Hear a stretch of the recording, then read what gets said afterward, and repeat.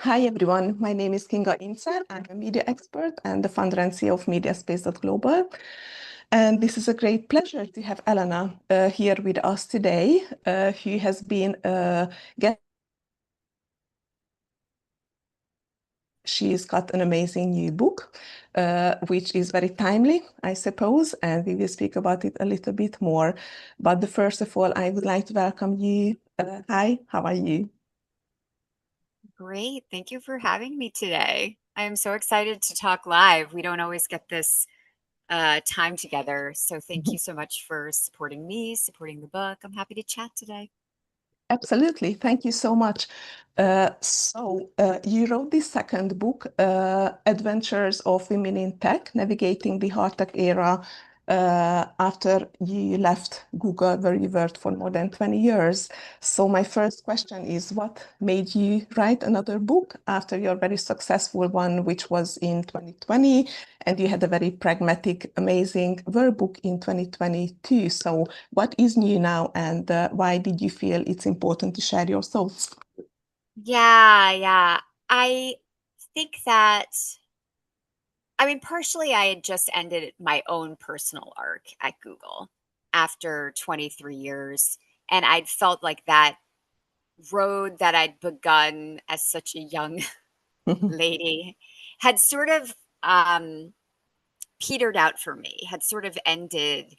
And it was okay. But at the same time, there was a lot to process. And at the same time, I saw all these people around me having their journey similarly abruptly changed because tech was evolving so quickly. Companies were laying off, companies were changing how roles work, companies were pivoting to AI, they were changing their investments and things they'd done for years. They were cutting DEI programs. They were calling people back from working from home. Like there was so much going on. It felt very chaotic and a rapid, to some degree, an adulting of tech, but also to some degree, just a rapid shift. And I just felt like I didn't cover that, was what it boiled down to. Like in 2020, when I wrote, or like 2019, when I wrote that book, I was really much more concerned about whether women would end their roles in tech prematurely or not join because they didn't think they belonged. Mhm. And now I was much more worried, both for women and any gender. Honestly, the chapters that I wrote are not particularly women oriented, although I call out places where it targeted or hit women harder. Um, I just felt like now there might be sort of this question of like, do I even want tech? Or like, how am I processing all of these changes? And maybe what about some of the negative things that you hear that tech is doing for the world? Like, how do I process that? And anyway, I just felt like I didn't write the right book, or like I needed to add. I needed another part, which is what I wrote. Yeah, actually, it's very interesting because the changes in your time at your company and the changes in the industry globally and in tech are just very parallelly moving. And I think it's understandable how you felt, and it's great for us to to be able to read your book. Um, so when I first saw that you launched this, and congratulations, by the way. Um, I have the first hardcover here. oh, cool. It's not generally available. Peak. Cool. Thank you so much. Um, yeah, I saw that it's just pre-order, but It's already it just pre-order. Yeah, exists, I at just got the least. first copy. Cool. Yeah, authors, special rights, I suppose. Yeah. So what I wanted to mention was that I really like the title because this Navigating the Hard Tech Era was very interesting and exciting for me. Uh, and not so much the women part first, but that was this hard tech era expression and phenomena that I would like to ask you about. Sounded very interesting, and the question is, what is this? What is it? So I didn't birth this term uh, it had been used, and then a New York Times writer, Mike Isaac, popularized it in an article he wrote about the hard tech era. And it really refers to, and this is why I like it, two separate things. One thing is the shift of technical companies into investing a lot of their resources into what you would classify as hard investments, into the server capacity for AI, or cybersecurity, or other types of really server intensive activity. And really this focus on hardware more than the earlier software era of, say, social media, or what you could put, gaming, right? What you can put on the UI layer, Mhm. essentially. And then separately from that, it was also being used to refer to this period where it just felt harder. which is which is sort of a funny concept. If you've worked in tech for a while, it's always felt hard, it's always felt fast paced, it's always felt often like the expectation was you trade your life for the money. um but what was interesting was that it had often been couched in a very friendly, encouraging culture where companies were growing 20% year over year, so it was easier, or promotions were faster paced than in other industries. Salary increases were faster paced than other industries. There were more perks. And so, this idea of softness, of it being like a Mhm. soft culture, or even sort of the investment into work from home, or diversity and inclusion programs, or well being programs, was sort of classified as soft. And so now we're in an existential battle for UI, and who will win the UI era, and times are tougher. Money isn't growing on trees, right? It's hard, get to work hard. And you see it in a lot of articles now covering tech companies where they'll be like, this is the hardest era. We're calling everyone back to work, 9 hours a day, 6 days a week. So hard era, Mhm. right? And I think sometimes other people from other industries are like boo hoo, right? Like it's been hard the whole time. Welcome to real life. But I do think it was a fairly sudden pivot for a lot of people, and they're still digesting it, and digesting this really rapid shift in what they can expect from their company, what they can get from their company, um, and their sort of relationship overall with tech companies. Mhm. Yeah, it makes sense. Thank you so much. And it's very interesting because, as I mentioned in one of my posts, Mediaspace is working on a program called Mediaspace 2030 that we believe is very important to react now because there are these fundamental changes in the industry. And obviously, tech is a very important part of the media and advertising space. And it's interesting what you said that from the tech side, it's also hard, and you also define it as a very pivotal time. So, okay, now that I understand what's different now, and not only in the industry but in your life as well, I would like to ask you about the book. And first of all, you partly mentioned a couple of things, but I wonder what changed for women now compared to 2020 when your first book was published.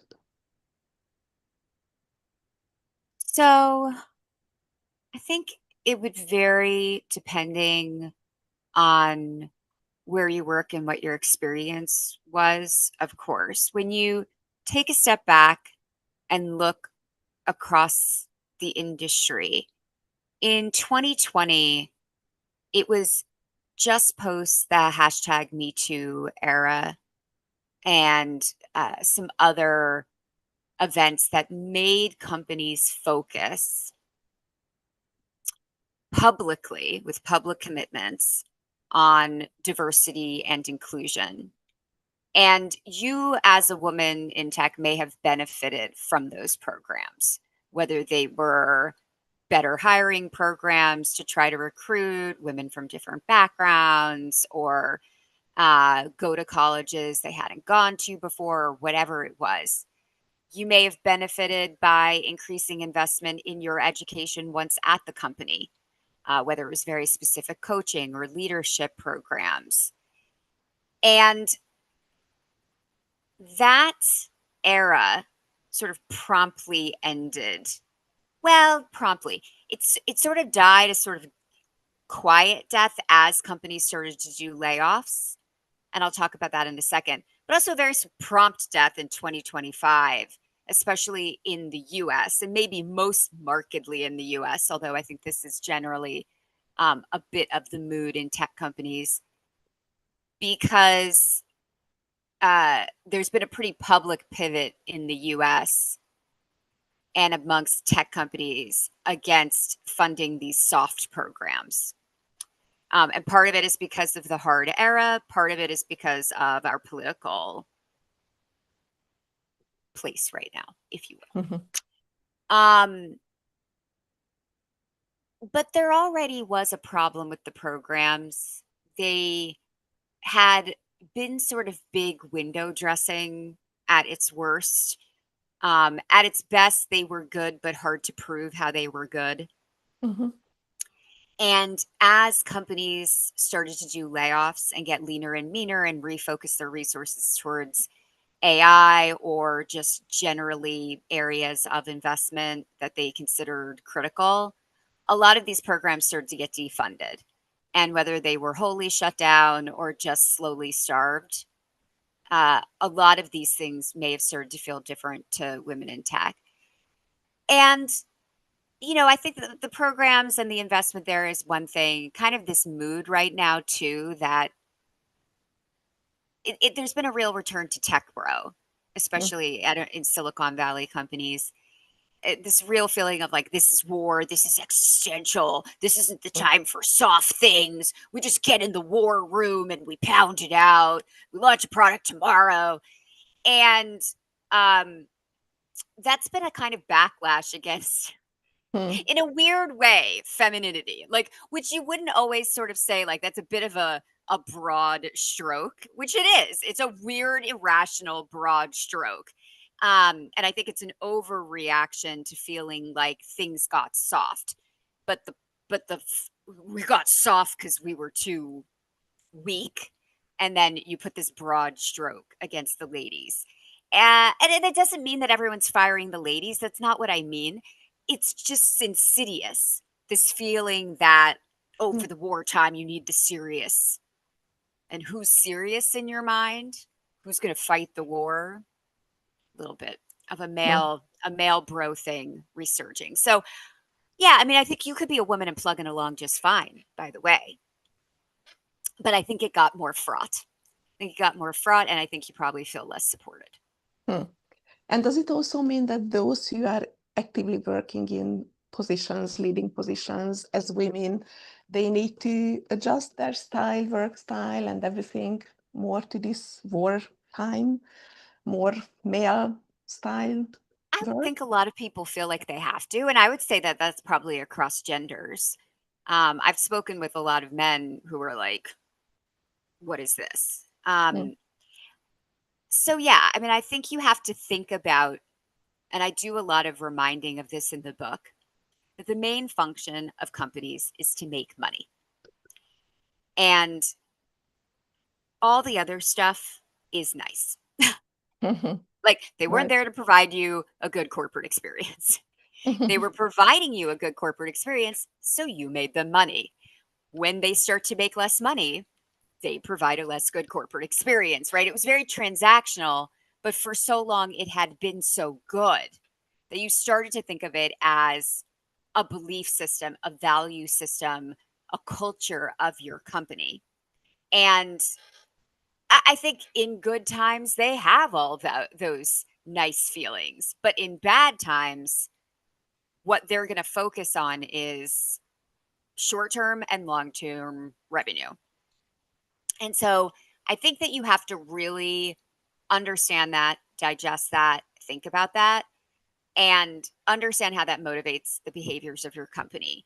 What are the jobs that make most sense to work in, that are, if you really want to be safe, quote unquote, we don't want to be on the fringe in cute jobs that are exploratory and maybe they won't pay off. You want to be in the central group that funds your company's revenue maker, right? Mm, And maybe that job is boring, but you know what it is? It's safe, or safer. It's all relative.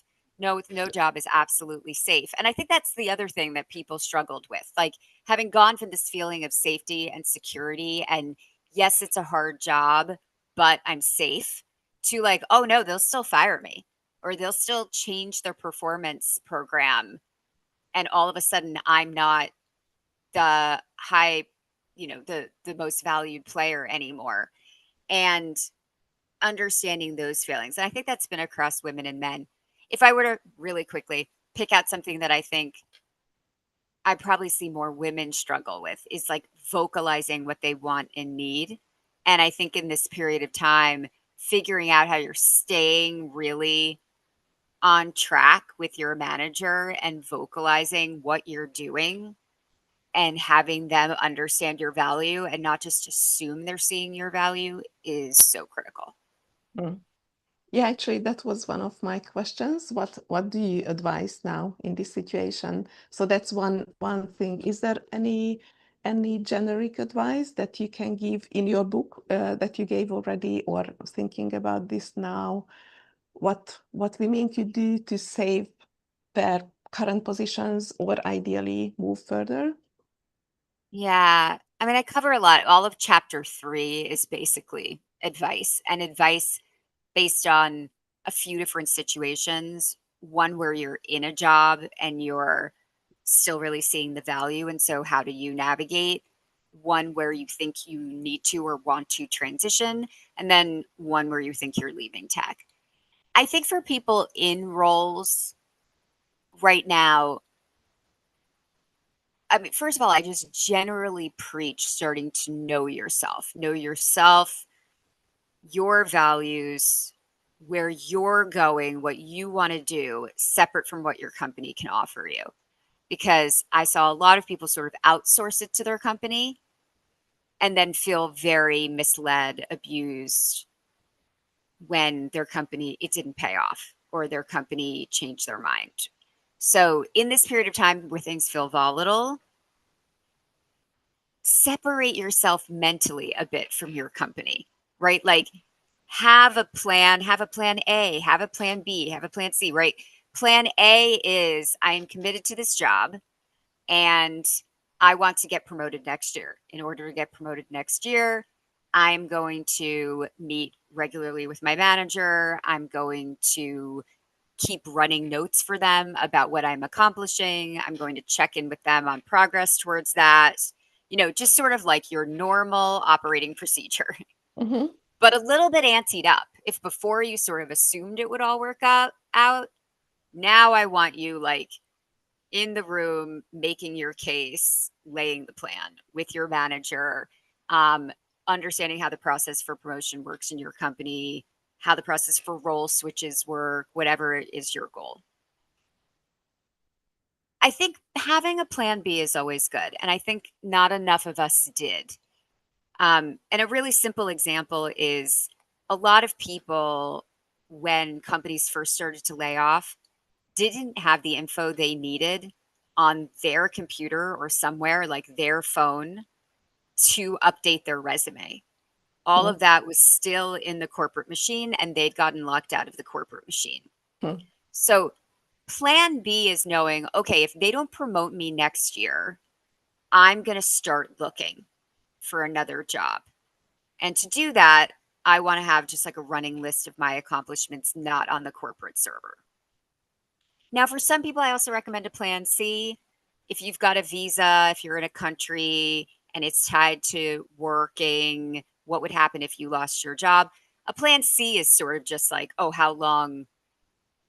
you know, how long can I go without money? Would I leave the country? Would I come back? Would I get another job just to stay? Right? Like knowing a little bit of that.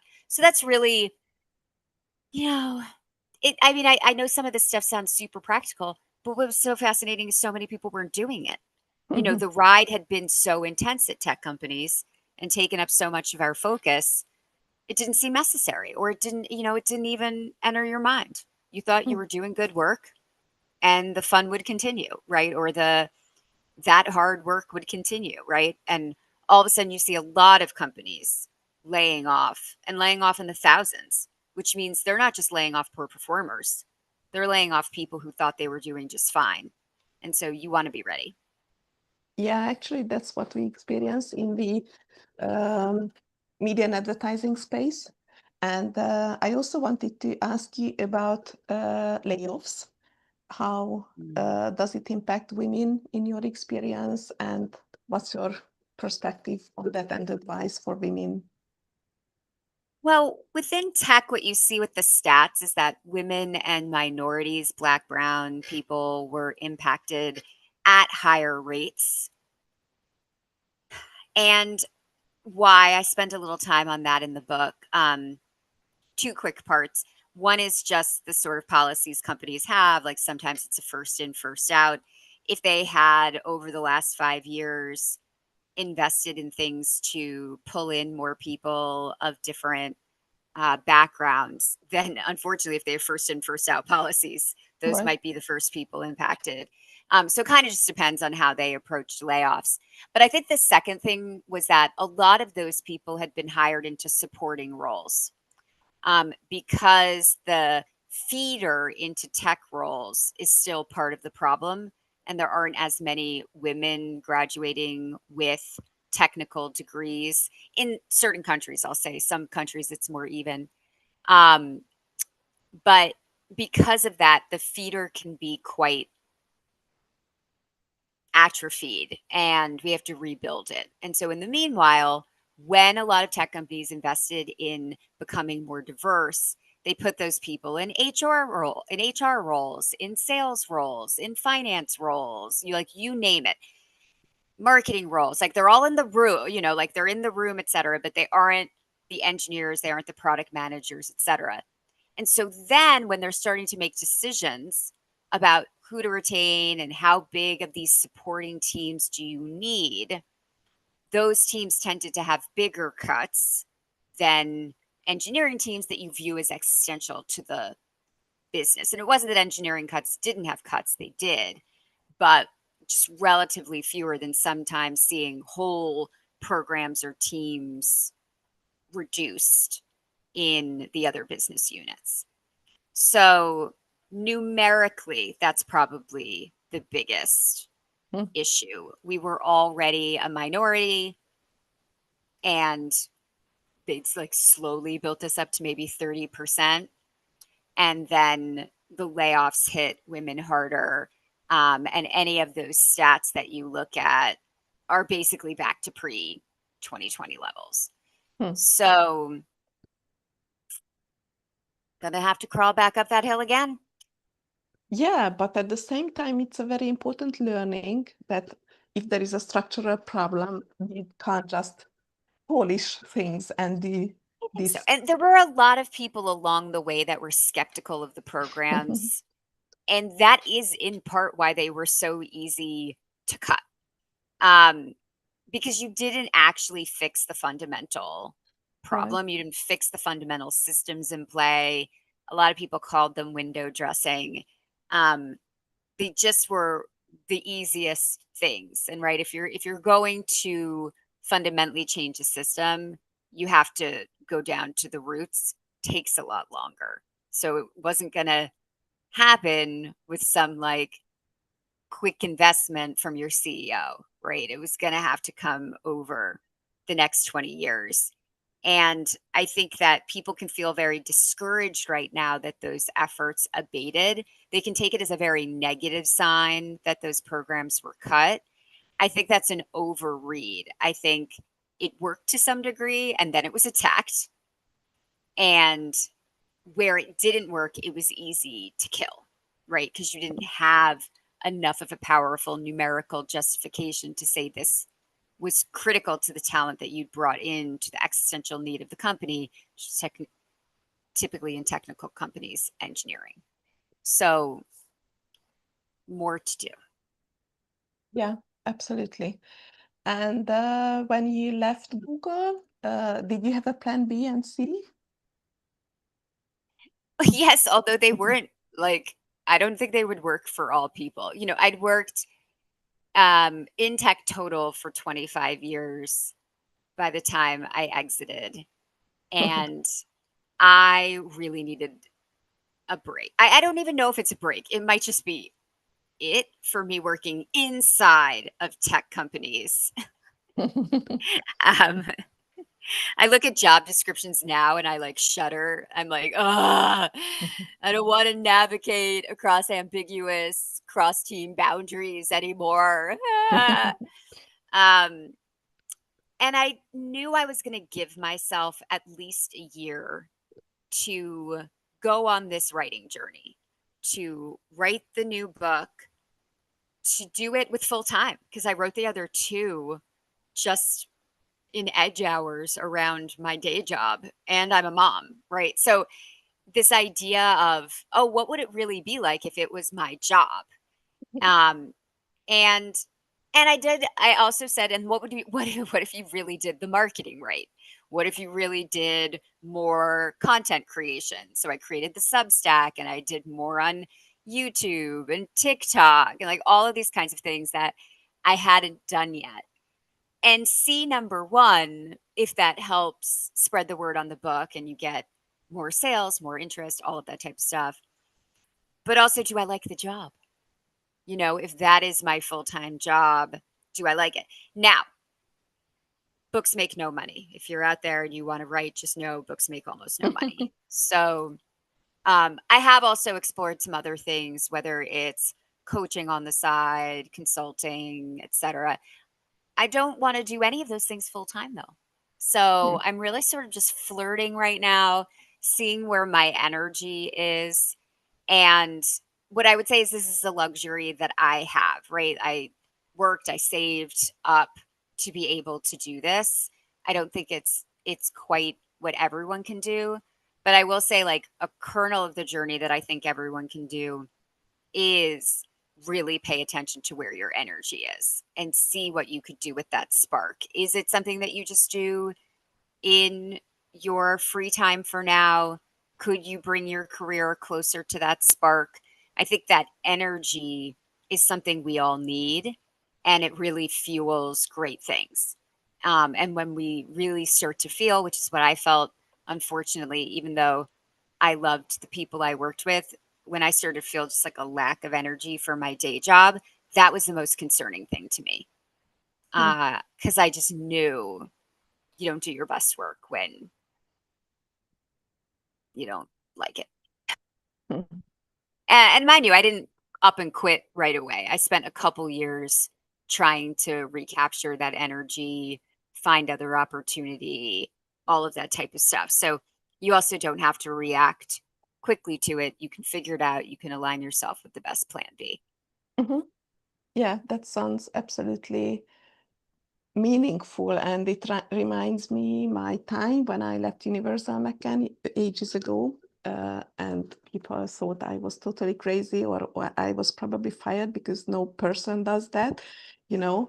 But I knew I just had enough. And what you mentioned now, that you couldn't bring up your energy level working whatever you did, had the same. I mean, I had the same feeling and experience, and I just left, wrote a book, and it didn't have me find another route, because I recognized that it's not for me, writing and doing stuff. I needed numbers and data and everything, but the opposite was a learning as well. And then I was approached by people, companies, and I started my consultancy job, and I never looked back. I never wanted to, and want to go, never say never, obviously, but I didn't want to go back to any corporation. And Yeah, that was my route. I think there's an important thing in there, which is that I think early on when we get into careers, I think we often follow what society or other people say will give us fulfillment because you don't know, right? And sometimes you have parents who are really pushing you down a certain path. Sometimes you really need a certain path to get to a level of stability and have money to be able to make choices down the road. And I think at some point in our career, sometimes we have to take a moment and say, like, okay, like, but is it working? Like, do I feel the fulfillment or not? And when you do that, sometimes people will try to talk you out of it. They'll say, like, oh, like, you're crazy. Why would you leave this great company? Why would you leave this like, and I do think it can be a little hard sometimes to break free from that. There is a lot of societal pressure and a lot built in with how we think about, oh, a title is better or a corporation is better or whatever it is. And all I can say is there is a lot of happiness that comes with striking out on your own path. There's also a lot of hard work and there's a lot of problems that you have to solve and all of these types of things. And so, I think I'm really encouraging entrepreneurship for people who are feeling like they're not getting what they want out of the corporate experience and they want something else. But I do think sometimes it has to be a little bit of a journey. It's not for everyone right away, and it's certainly not something that others may support around you. Yeah, So, I totally agree. Yeah, it's not for everyone, and it's a hard job. It's different, obviously, and yeah. everyone needs to find their own path. So I think we could speak about all these for hours, but we need to wrap up soon. So I would like to ask about one thing that you find crucial for women in this hard tech era or hard era in general. And before you answer, I just wanted to mention that I still remember one of your advices from your first book launch when we had you. That was a Women's Day event, I think, online, and you mentioned that that was within corporations how you can be more visible and successful, and you mentioned internal sponsorships.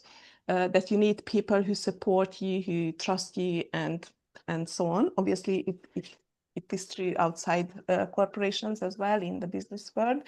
So just wanted to tell you that it's still something that I remember, and many people told me that was one of the key pieces of your advice volume that they still Yeah. remind. So what is your current advice in this new era? I think my current advice, and I don't think that it overrides, I think it works in tandem with my previous advice, is that I would pay a lot of attention to the shifting investments, the shifting power structures in your company. I think sometimes we're just very heads down and we think, get the work done. The work is what they pay attention to. They will see the work and I'll be fine. And what I've been seeing in this current era is unfortunately when people get into this mindset that everything's existential and anyone could get laid off, it becomes a kind of cutthroat politic that I think often women eschew more than men. Um, and women will stay heads down, and meanwhile, a lot of other people are politicking. And it's, in a perfect world, I'd love you to say you're doing the right thing, ignore the politics, all of that type of stuff. But I think it's just like my previous advice. Like, you do need to be, to some degree, talking your way through it, right? Showing people your accomplishments, continuing to ground people in the facts of what you provide and the business value you provide to the bottom line of a very important investment for the company. And if you are either put on something which isn't a very important investment or you haven't been showing that value regularly, and explaining it and like having bullet points and being like, just a reminder, I did this for you last quarter. I think that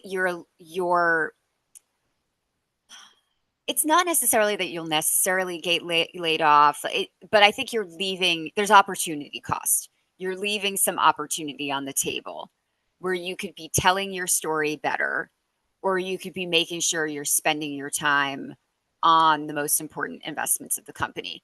And we're coming up on year end. A lot of times companies reevaluate what they're doing, um, reset objectives for the coming year. So this is a great time to talk to your manager and be like, hey, here's what I'm thinking I could commit to next year. Is that aligned with the most critical objectives?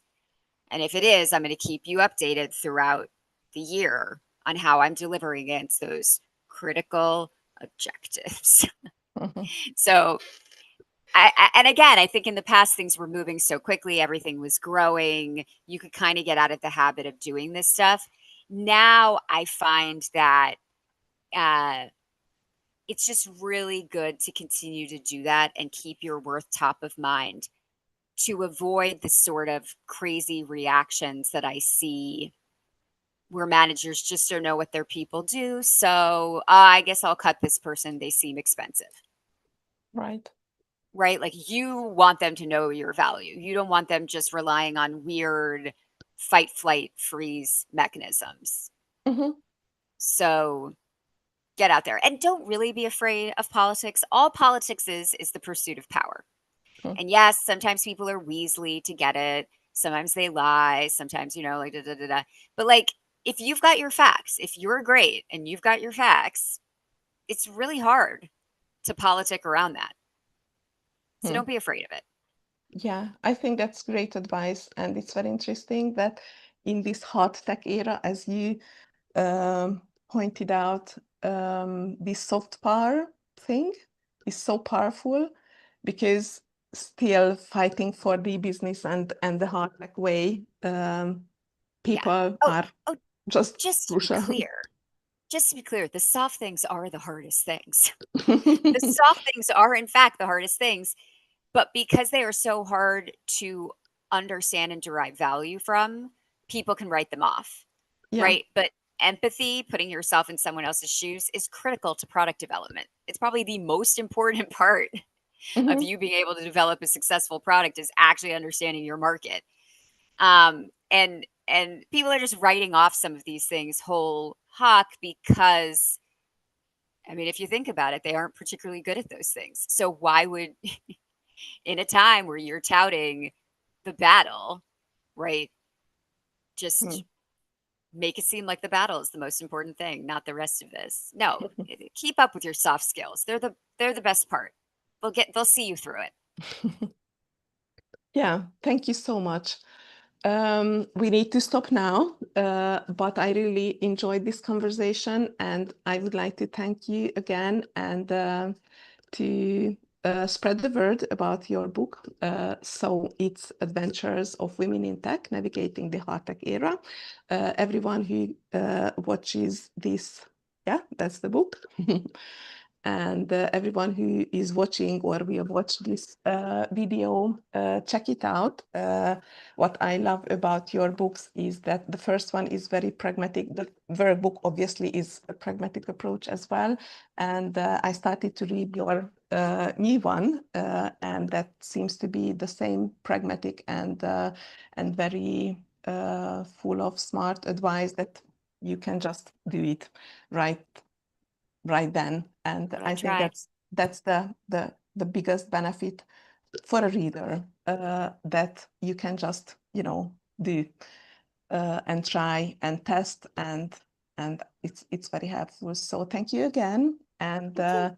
I will put all the details in the post, and feel free to I mean, I'm talking to the people who are watching now. Feel free to approach Elena. We will tag her in the post as well, so you can approach her as a speaker and as a coach now. And congratulations on your book again. Thank you so much. Thank you.